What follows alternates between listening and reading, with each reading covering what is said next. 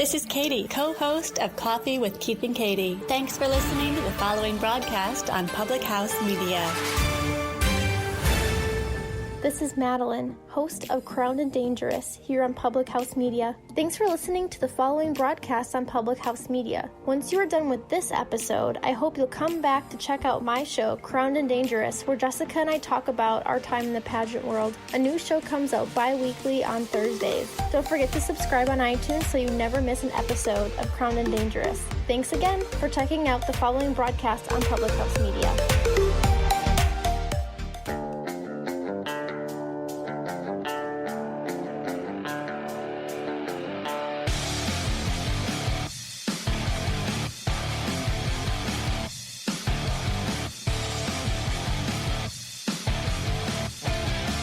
Hey everyone, welcome to Beauties and Headcanons, where we're nerdy, and you probably are too. Today we are celebrating our official 100th episode. I know we have had a bonus episode here, there, but this one is our official episode 100. And the podcast has come a long way since Emily started it with Erica a couple of years back, and so we kind of wanted to take a look at what we've done, the things we've discussed, and kind of, talk about what our favorite things has been, whether it's been a particular topic that we just particularly enjoy talking about, or maybe a particular fandom that's just near and dear to our hearts, or maybe we found out some interesting stuff doing research for an episode and it's just kind of stuck out for us. And to start things off, we wanted to go ahead and put on Geek on Fleek because Lindsay has some very important news for us in the geek world. Right, so for Geek on Fleek this week, I wanted to let everyone know that the thinkgeek.com website is going away. So I don't know how many people actually purchased anything there. I will admit I haven't. But Elisabeth has, and so has Emily, which is why it's funny that I'm talking about this, because I haven't ever purchased anything there. But I do know some people who have. And the cool thing about a website like this is that, if you are a geeky person and your grandparents don't know what to get for you, or your aunt or uncle, they just kind of know that you're a bit of a geeky person, but they don't know what to get, they could have gone on this website and found just about anything for you. It's separated by some fandoms, and then by whatever it could possibly be that you would want. So clothes or collectibles, there's a clearance section, gifts, anything under the sun. It's going to be really dangerous right now, though, because you can get items on the entire website for 50% off. Ooh. Because ThinkGeek is going back to their parent company. It was a merger that happened in 2015 that GameStop purchased ThinkGeek. And they've still been operating separately, but you could use your gift cards at ThinkGeek and you could use your gift cards at GameStop. They would both work there, but now it's going to just be that ThinkGeek is going to be a section of GameStop. So a section of the GameStop stores and a section of the GameStop website, although the actual standalone stores for ThinkGeek are going to continue to stay where they are and thrive. So if you live in any place where the ThinkGeek stores are at, and to be fair, they do look like they're all over the country, not necessarily like it makes a whole lot of sense where geeks are centrally located in the United States. I'll admit there's like nothing in Montana or Wyoming or the Dakotas or even Minnesota. That is weird. Yeah. Because I guess Midwesterners, I don't know, that area is just completely blank of these ThinkGeek stores. You would think the Mall of America, at least, in the Twin Cities. You would think. So the cool thing, though, is if you're like me and you don't necessarily read everything that you should when you're looking for big 50% off sales, it is a code that you enter in. So the website still has the regular prices, or like the 20% off price or the special clearance price. But then when you're ready to purchase, you go in and you put in that the code that'll get you the 50% off. And we are not like funded by ThinkGeek. This is just something like a PSA, like a everybody go buy your geeky stuff because it's finally going to be affordable for the rest of us. And yeah, that's all I have. So yeah, I love my beaker mug that I got from Right. Geek. It's just like a 400 milliliter beaker, but it has a little glass handle on it too, so it's a mug.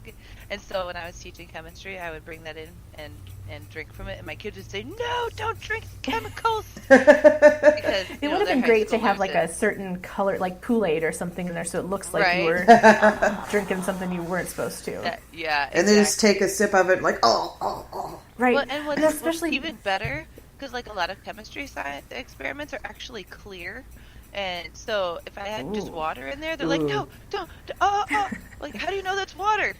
It would have been cool to do like the sniff test, because when you start a chemistry class, you have to go through all of the safety measures and make sure you sign off on all of that.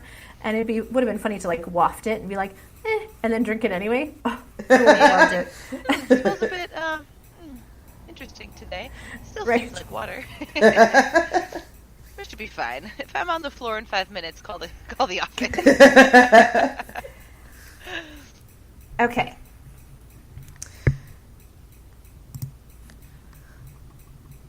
But yeah, so our episode today, we're gonna be kind of bringing things back to the beginning and what we've kind of grown to love about the different episodes we've done. Because it's been almost a year since I've been making episodes. And no, it's been more than that. The first episode was August 5th, 2017, honey. That's 2 right. years. My daughter was born in the middle of this. She's older than 1 year now. What in the world? My goodness. And I love that we've had a great variety of topics. Like anything, obviously we've covered like big movies, big TV shows, but we've brought in other stuff too. And, talking about like different games or different series that are maybe a little bit more obscure or, animated things. And it's really cool to like see like the whole, kind of nerd world encompassed in the podcast, and just about, I won't say everything, but just about every type of media is represented in some way with our episodes. Yeah. But we've at least definitely tried. Yes. Yeah. We're trying. And like, I think what's cool is since each of us kind of has a different focus, like all of us, we're interested in enough different fandoms and enough different types of media that we can kind of expand the scope of the episodes. And I really like that, because when it started off, Erica and I were kind of very similar, but she had a little bit more, I guess, like late retro games as far as interest goes, and that was about it. So we were like pretty much like all about a lot of the same stuff, and so bringing in you guys like really, really helped round out the content a lot more. Yay! Well, you're welcome. Yeah, so thank you. It's great. I've loved so many different episodes. I can't just pick like one episode that has been my ultimate favorite, but I do think it is super duper cool that we had the chance to interview Shannon McCarty, the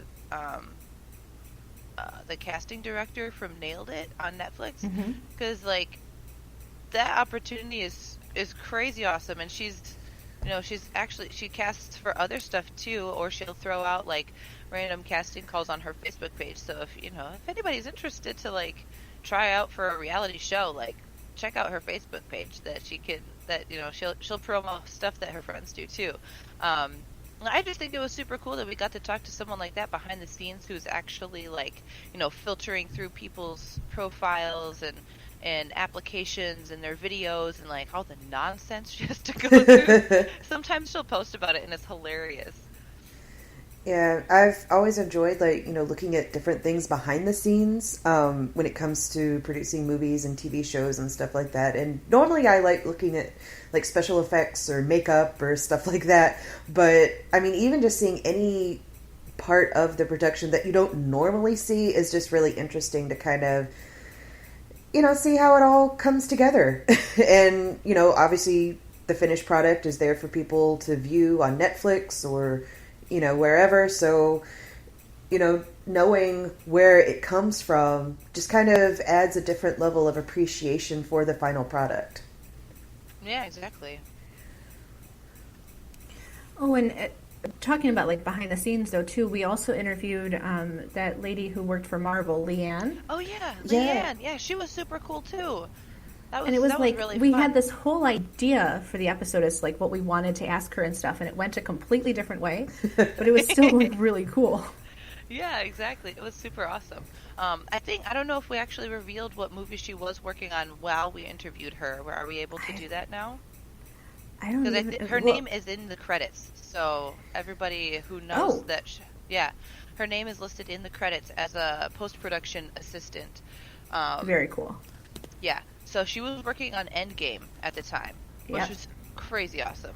And then like, you're a part of this like major movie production that like millions of people have been waiting for, and she has to be quiet about it. Like, oh my goodness. Right. Oh my goodness. Gotta keep that secret.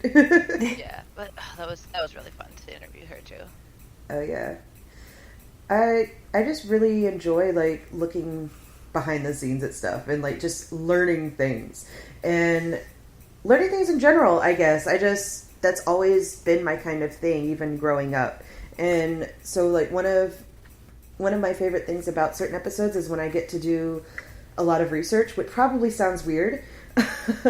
But to me, like the more I research and the more work I put into an episode, the more I kind of connect to it. And like a couple of the episodes, I really did a lot of heavy duty, not necessarily a whole bunch of research, but a bunch of preparation for was the gaming lore episodes that I did with you, Emily. When yeah. Lindsay wasn't available and therefore wasn't going to be bored out of her mind. But like, even though like I knew like pretty much everything about Oblivion and Skyrim, I still like took pains to like go through the lore and like make sure that everything that I was, writing about and everything that I was putting together was correct. And, just basically writing, I wrote everything out just because I wanted to make sure that I would hit everything on the head and write in the order that I wanted to do it in, because with me, ADHD, I tend to like kind of jump around all over the place. So I have to sometimes write notes to kind of keep myself like on target. And so, I mean, even with all of that effort, it was just so satisfying to see the end product, to record it, and then to, edit it together and put it out there. Yeah, well, and I think part of the reason why that's so satisfying for you is because you did so much work to put into it, and that you can definitely tell that in those episodes that you definitely did your research, you definitely thought things out and put the information together in an organized manner so that you gave everybody what information we needed to know in a way that actually helped them understand it and make more sense of it. So yeah, like, well done on those episodes. Thank you. I learned a lot with those episodes. I try. I know I'm not sure it always comes through, but I try at least. Yeah, exactly. Speaking of research, I was looking for something we could do for my periodically scientific segment, and I found some fun facts about science, and one of them I thought was really, really crazy interesting. I had never heard this before, but thinking about it makes a lot of sense, actually. Did you know that you can't taste food without saliva in your mouth? Yeah, I found this on zmescience.com. They had just like a quick list of like 15 quick science facts that'll blow your mind. I'm like, okay, those will probably be stuff that I actually know already, whatever. But this one's actually like interesting because the chemical process that it has to go through, like, okay, I'm a chemistry person, so so that automatically appeals to me. I'm like, ooh, tell me more. And so in order for your taste buds to actually taste the food, the chemicals from those foods has to first get dissolved in saliva or some kind of liquid. It's only once they've been dissolved in liquid that those chemicals can actually be detected by your taste buds. So it's weird because like, and I don't know if some people like naturally don't. I think there are like some people that naturally don't produce a lot of saliva or not enough, and so they like have to drink water. I wonder if that makes like their food taste different instead of it being, mixed with water or versus saliva. I wonder if that makes it taste different. Well, anyways, I remember when I was taking medications that gave me really, really dry mouth, that I remember food seemed a little bit more bland. to Sure. me. Well, that makes sense. Now you know why. And that's interesting because apparently your body has to basically start digesting it even just in order to Yeah, taste the food that you're exactly. eating. Because when something gets dissolved in a liquid, the molecules kind of separate out a little bit, and they're intermingled with whatever liquid that is. And so if it's soluble in that liquid, then those particles will come apart, and then the receptors on your taste buds can actually tell that they're there. So here's one example that's listed in the article: salivary buffers, which are bicarbonate ions. So they're like some kind of, it's an ion, meaning that it has either a positive or a negative charge. Well, an ion has a negative charge. Those decrease the concentration of hydrogen ions, which have a positive charge, which make a sour taste. And so some of those things that are in your saliva can help um, balance out the ions in the food and in the saliva so that your tongue can taste it properly. And so there's some proteins in your saliva which also binds with bitter tasting things. So the hydrogen ions are what tell your tongue that it's a sour taste, because that makes it more of an acidic thing. Hydrogen ions, if there's a higher concentration of hydrogen ions in something, that makes it more acidic because it has an H plus, the hydrogen positive atom in there. And then if something has an OH minus, that means that it's a basic substance or more alkaline, and so that would have a different type of taste on our tongues. Probably, maybe it's the more bitter taste. I'm not really sure. But if you want to test it out, here's an experiment you can do. Experiment time. Yeah.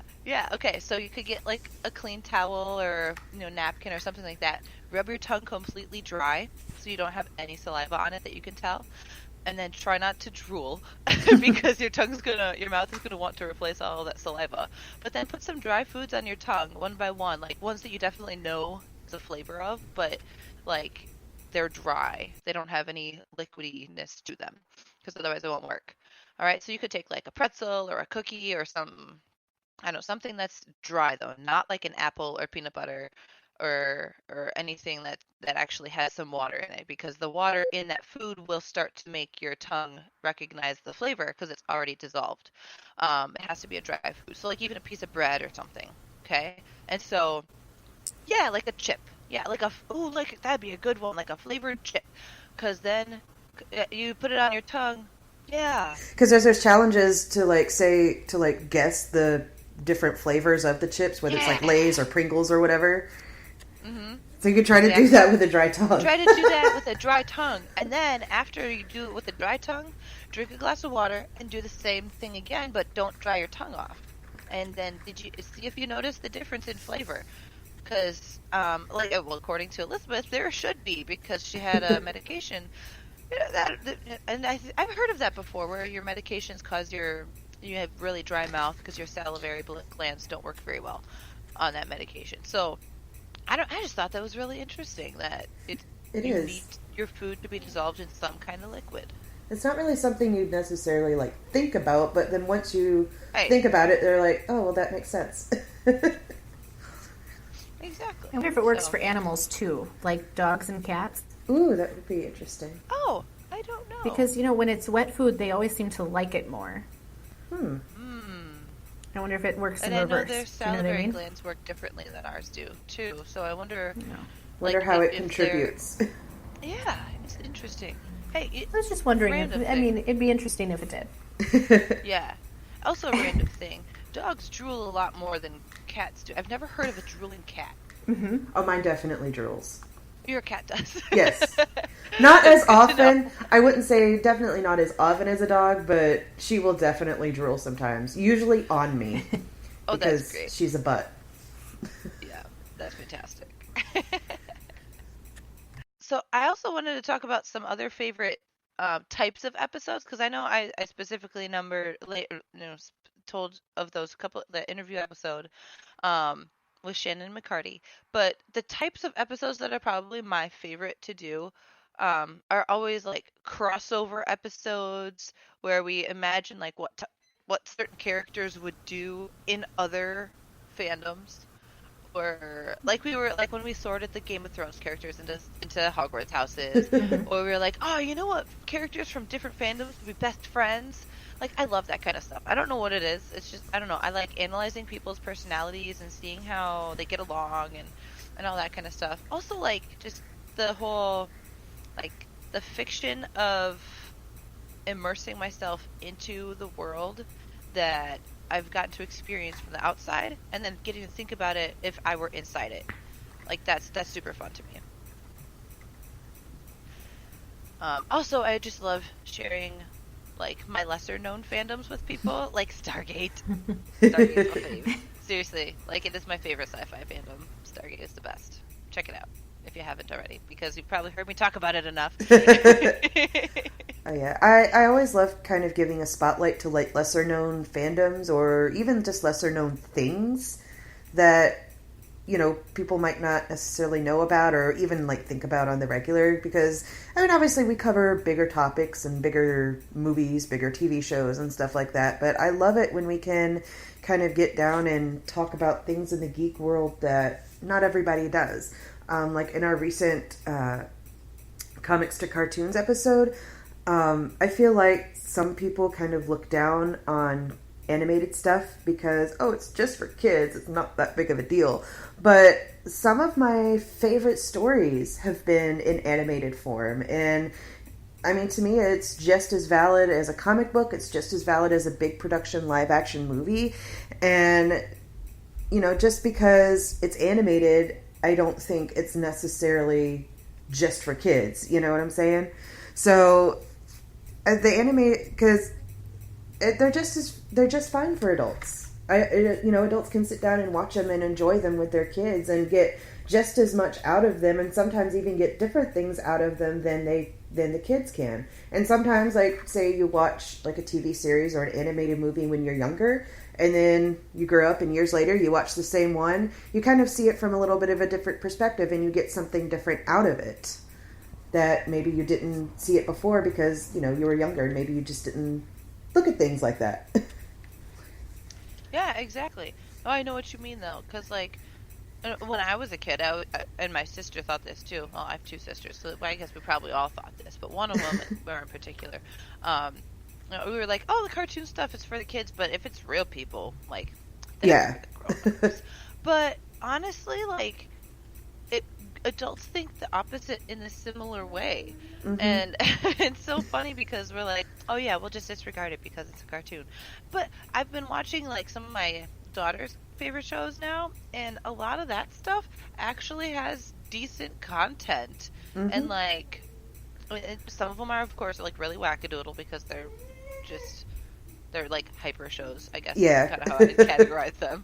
But there's some shows that are like just that, you know, they have really good bones to them, where they're just like, you know, we focus on like friendship and working together and solving problems as a team and using others' strengths. And I'm like, that actually makes a lot of sense. So, yeah, definitely.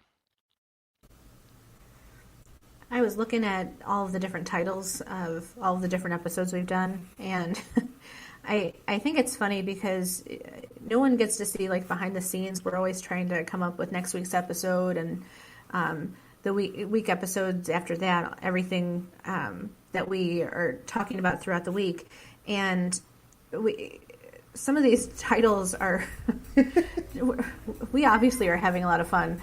But there will be weeks where we have no idea what we're going to do this week. Like, what could we possibly talk about? And then there's weeks where we'll have like 4 or 5 ideas all in one week, and we'll have to try and figure out when we're going to do those. But we like legit have a huge array of things that we've talked about, things that we want to talk about, things that we could have possibly talked about but didn't have enough weeks in the month, days in the year to figure that one out. Even, you know, when we have guests, and we could do several episodes with one of those guests. I really appreciate the amount of work that we do put into the episodes. And I think like the guests have been one of my favorite things, because as much as I love talking to the two of you, we've had some really fun guests, people that we know in person, people that we don't know in person. Elisabeth, I think you were going to talk about my best friend Lindsay on the episode she was on for Sailor Moon, and I got to reminisce with her about being a preteen to a teenager, and everything that we did with Sailor Moon then. But I found out afterwards that she's been listening to episodes since then. So I got some really cool feedback from her about one or two episodes that we had had a little bit of trouble editing, things that hadn't worked out very well. And it was cool to know that she was still listening, and that she's still, because she's been listening to me talk for longer than you guys have. So it was really neat to talk with her in this way, and then also to know that she's still listening too. It just made me really excited. I like being able to reach out to people, and my main goal with this podcast was always to find some sort of inclusion, to let people know that, when you're having that conversation with your nerdy, geeky friends, if you can't have a conversation with them, but you're feeling it, then we've probably got an episode that you'll know that we are your people, Yeah. Exactly. I think that's a really great way to kind of describe how our show works, because that's kind of what I try to think about when we come up with episodes. What would I want to talk about with my friends? Mm-hmm. Yeah. And then when I come up with something, I'm like, that would be really fun to tell everyone about. And so, then we do it. And yeah, that's awesome. I'll never forget, there was this one time where I was at a Halloween party with a bunch of friends, and it was right around when one of the Guardians of the Galaxy movies came out. Don't quote me. This might have just been that they were talking about it, and I happened to be eavesdropping. But they were talking about nature versus nurture, and Groot, and how when he, regenerated, how his upbringing would change. And I looked around and I was like, really? People talk like this? Because I didn't have anyone at the time who was talking like that, around me. So it was pretty great. Yeah, I love the idea of inclusion, and, just being able to get out there and say, we're geeky and we're nerdy and we love it, and just we love you too. Yeah, and just Exactly. putting ourselves out there, and letting people know that this is geek, and this is all geek what we talk about, and just because one particular thing might be big or might be small, that doesn't make it any less geek. Right. Because of that, I remember back when we did this little questionnaire thing for Public House Media, and it asked us what our favorite episode was at the time. And at the time, I just wrote down the Black Panther, because we hadn't done a whole lot yet, and that was kind of one that just stuck out in my mind. But I kind of went back and thought it over, and I'm like, what, that is, I think, one of my favorite episodes. And I think the reason why is because it was one that it was a movie that my husband and I got to sit down and watch. And I got to not only watch it as a comic fan, I got to watch my husband watch it as a black man who grew up with having so much limitations in terms of black superheroes who, up until Black Panther, there was really only one good black superhero movie, and that was Blade, and hardly anybody even counts that as a superhero movie, because hardly anybody associates Blade with Marvel, outside of actual Blade and hardcore Marvel fans.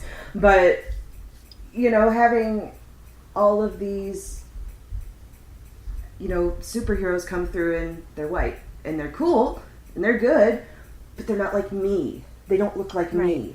And being able to watch him watch that and see that wonder and that excitement, and then seeing pictures online of little black kids looking at the posters in the theater and saying, hey, that's me up there. something that they couldn't have really done before because they don't look like them. That to me made Black Panther as a movie very special, and that also made Black Panther the episode very special for me, because that was part of me being able to sit down and reach out and say, hey, black people are geeks too, and they love, and even though, we don't have a black host on here, I still try my best to try to be inclusive of different media and different things that I absorb, different people that I interact with, and try to present that in episodes as well.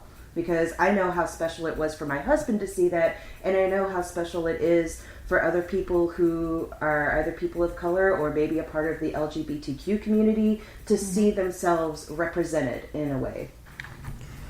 What I think is really interesting about that too is that if you go to a convention in one of the big Midwestern areas like I have, you do see people of all colors and races, and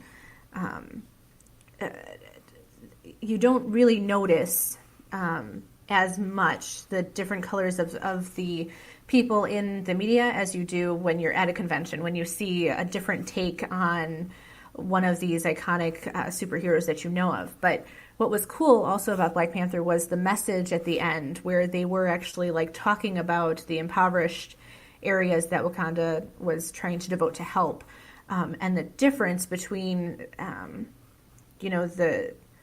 the message that they had been given and that the message that they wanted to change. And I'm always talking about how I don't know what it's like to be a young black man. I don't know what it's like to be a young black woman. So it's hard for me to really take a stand or say anything about a lot of the social aspects of things that have been going on in this country the past couple of years. But I can appreciate taking on such intense and important subject matter as that movie did. And we really could have talked a whole nother episode with Black Panther. I think that was one of our longer episodes too. Definitely. So I think it was, and I think it was with was it in that one with Ezekiel? Mm-hmm. Yeah, as well. I think so. Yeah, one of our guest hosts episodes. Yeah, one of our guest hosts, one of my personal friends, who loves talking about that kind of stuff too. And yeah, it's just that was while I was out with the baby, wasn't it? Yes. Yep. Yes, it was. But it's probably a good thing because it would have been 2 hours long if we had all of us on. Right? All four of us? Man, that would have been quite the episode. All right. Well, with that, I also wanted to insert my little gaming corner here. I know I did my post on Monday about Oblivion and referencing the different lore episodes that I had done. And I am currently kind of knee-deep in lore for a different universe now. That is in the universe of Dragon Age. And I kind of found out some really interesting information, kind of quick facts, more or less. And one of my favorite ones has been the world itself is referred to as Thedas, Thedas. And what is interesting is that it's actually an acronym that the writers came up with. And it stands for the Dragon Age setting.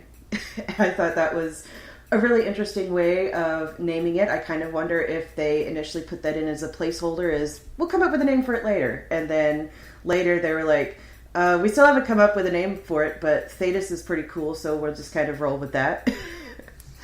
That's probably one of my favorite little factoids that I found out. Another interesting factoid that kind of ties the world lore and the kind of outside game lore together is, obviously the games are called Dragon Age, but there is a reason that they're called Dragon Age. They all, and that's because of the age that it takes place in. There have been 9 different ages, and at the beginning of each one, the Divine, who is basically the female version of the Pope in that world, they will declare what the next age will be called. And there's been 9 so far, and the last one, the 9th age, is known as the Dragon Age because dragons started coming back, and that's also the one that the games happen to be set in, hence the games are called Dragon Age. So that's kind of been my little lore research coming up. I don't know if I'll ever do episodes on them. Maybe I'll just keep them relegated to posts for now. But It's a really interesting world to look into. If anybody's interested in kind of like a fantasy type setting, I definitely highly recommend at least looking at them because they're just a lot of fun and very interesting. And they span a couple of different generations of consoles. I've heard a lot of good things about the Dragon Age games. Yeah. Yeah, and they're if you have an Xbox One, they are backwards compatible. So even though Origins and Dragon Age 2 is technically for Xbox 360, you can play them on Xbox One, no problem. So. And I heard that the new Xbox is also going to be backwards compatible. Oh, yes. All the way back. Thank you, Jesus. I'm sketch about it. I heard that it's not supposed to have a disk drive, so I don't know what the deal is. Probably going all digital. I had heard that before, so I'm not sure what's going on with that, but who knows? Yeah, but they did announce at E3 that they will be fully backwards compatible, which is super awesome. Yes, and so we're pretty much just like waiting for Dragon Age 4 now, which has been announced with a teaser trailer, but we don't really know much else about it. There has been some little controversy type stuff going on behind the scenes, so I don't know, maybe the closer it gets to release, maybe I'll cover that in one of my gaming segments. Okay, so with that, that is our 100th episode. We would love to hear what you guys liked from the past 2 years. If you have any suggestions on episodes that we can talk about, things you'd like to hear us talk about, things that you didn't like us talking about, we want to know. Definitely share that information with us on Instagram or Facebook. And with that, I'm Lindsay. I'm Emily. And I'm Elisabeth. And thanks for getting nerdy with us today on Beauties and Headcanons.